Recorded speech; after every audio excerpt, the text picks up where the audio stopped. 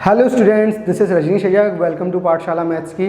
तो आज एक बहुत बड़ा अपडेशन आया हुआ है हमारे एमपी बोर्ड मीडियम के स्टूडेंट्स के लिए, जो 2021 में जो हमारा पेपर होने वाला है 10th और 12th के लिए। तो उसके लिए एमपी बोर्ड ने एक नई गाइडलाइन हमारी जारी की हुई है। वो ये है कि जो अब हमारे एमपी बोर्ड के जो एग्ज़ाम्स होने वाले हैं English medium Hindi medium students के लिए कि जो 2021 में, तो उसमें थोड़ा सा टाइम और डिले हो सकता है। वो क्यों हुआ, उसका कारण ये है कि जो हमारे एमपी बोर्ड के चेयरमैन हैं, हमारे एमपी बोर्ड के चेयरमैन हैं कौन, एएस राधेश्याम जुलानिया, उन्होंने इस्तीफ़ा दे दिया है। ठीक है, उनके इस्तीफ़ा देने के कारण अब जो भी हमारी क्या बोलते हैं एग्ज़ाम पैटर्न था या जो भी एग्ज़ाम कंडक्ट होने वाला था उसको कुछ समय के लिए रोक दिया गया है। तो वो खबर कुछ इस प्रकार थी स्टूडेंट, जो मैं आपको सुनाता हूँ। तो वो खबर ये थी कि भाई एमपी बोर्ड के जो हमारे चेयरमैन हैं कौन, एसीएस हमारे राधेश्याम जुलानिया के हटने के बाद क्या हुआ कि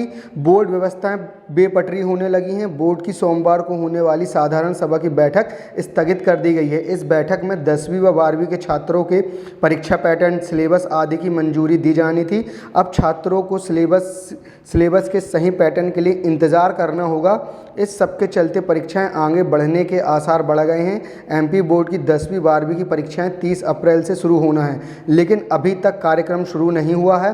परीक्षा केंद्रों का निर्धारण, पेपर बनना, पेपर की प्रिंटिंग कराकर परीक्षा केंद्रों तक भेजना आदि में समय लगेगा। मंडल सूत्रों की माने तो परीक्षा 30 अप्रैल से करा पाना संभव नहीं है। परीक्षा 30 मई के बाद शुरू होने की संभावना है। ज्ञात हो जुलानिया ने परीक्षा को लेकर कई बदलाव किए थे। प्रमुख सचिव के निर्देश पर बोर्ड द्वारा ब्लूप्रिंट, मूल्यांकन व प्रश्न पत्र ऑनलाइन भेजने के लिए किए गए बदलाव को निरस्त कर दिया था। अब परीक्षा को लेकर दोबारा ब्लूप्रिंट और परीक्षा संबंधी अन्य बिंदुओं को साधारण सभा में मंजूरी दी जानी थी।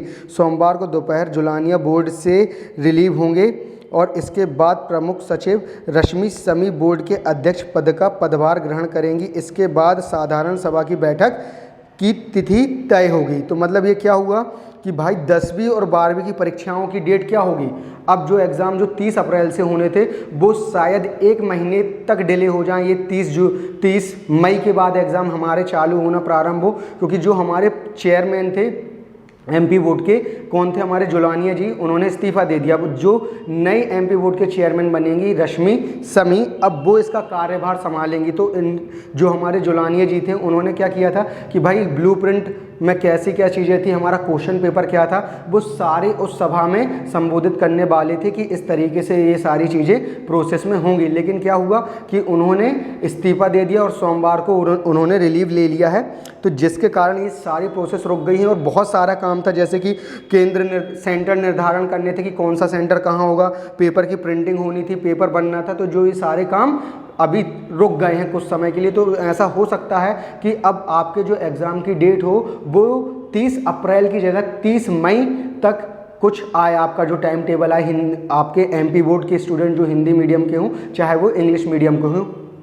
साथ ही आप लोगों को पता होगा कि 15 अप्रैल से 26 अप्रैल तक आपकी प्रैक्टिकल की डेट घोषित कर दी गई है। ठीक है, तो उस बीच में आपके प्रैक्टिकल्स हो जाएंगे। तो अब क्या होगा, जो भी हमारी नया टाइम टेबल होगा वो कुछ एक हफ्ते के अंदर ये सारी जो प्रोसेस होनी है, जो हमारी नए एमपी बोर्ड के चेयरमैन बनेंगी रश्मि समी, उनके द्वारा पता चलेगा कि 1 वीक के अंदर इसका सॉल्यूशन निकालने की कोशिश की जाएगी।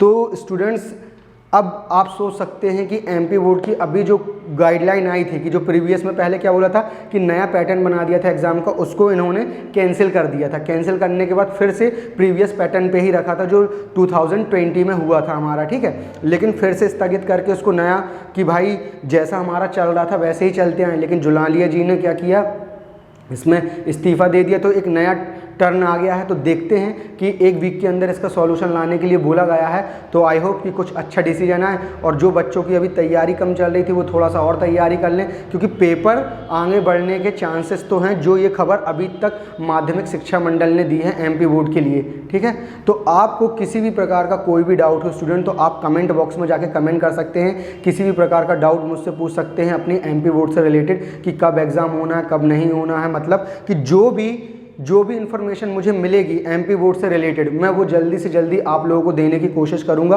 और उसको जुटाने की कोशिश करूंगा कि जो आपको जल्दी से जल्दी मिल सके, जो आपके लिए बहुत बेनिफिशियल है। तो जैसी तैयारी अभी आपकी चल रही है वैसी तैयारी करते रहें। Okay students, thanks for watching.